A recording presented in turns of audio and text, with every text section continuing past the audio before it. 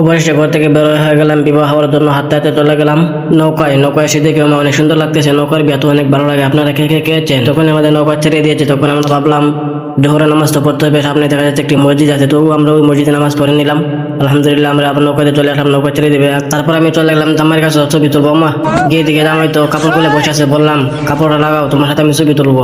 ছবি তোলার পর আমরা চলে আসলাম জামাইয়ের শ্বশুর বাড়িতে। তো হাঁটতে হাঁটতে হাঁটতে হাঁটতে আমরা চলে যাইতেছি। অবশেষে চলে আসলাম জামাই শ্বশুর বাড়ির ঘরে।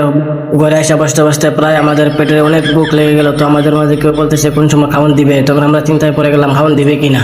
অবশেষে আমাদের খাবার চলে আসলো। তো খাবার খাইতে খাইতে খাইতে টাইম ভাবলাম আমি তো ভিডিও করলাম, এবার আমাকে খাওয়ান তো লাগবে। তখন আমি লোকে একটু বুঝতে পেলাম। আলহামদুলিল্লাহ আমাদের খাওয়া দাওয়া শেষ। তো আমরা বসে আসলাম, পান খাইলাম। তখন বসে আসি জামাই কোন সময় বিবাহ পড়াবে। আলহামদুলিল্লাহ আমাদের বিবাহ পড়ানো হয়ে গেছে। সবাই আমাদের জন্য দোয়া করবেন। তো বসতে বসতে সময় যাইতেছে না, তো ভাবলাম আমি একটু জামার মতো ভাব নেই। আমাকে তো বাঁকা সুন্দর লাগতেছে দেখতে, আমাকে তো বেস্ট, তারপরে আমাকে সুন্দর লাগতেছে। তো সবাই আমাদের জন্য দোয়া করবেন। ভিডিওটি কেমন হয়েছে সবাই বলে যাবেন।